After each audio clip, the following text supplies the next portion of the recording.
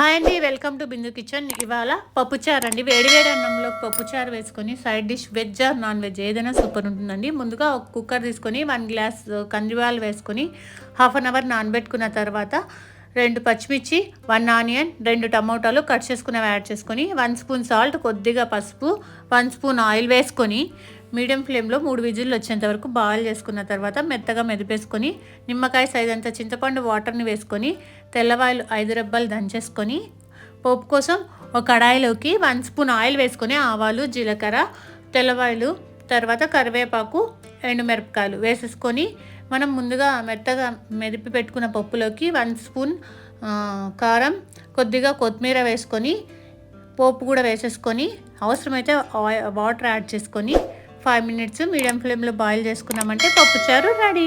మీరు కూడా ట్రై చేసి కామెంట్ చేయండి. ప్లీజ్ ఛానల్ సబ్స్క్రైబ్ చేసుకోండి.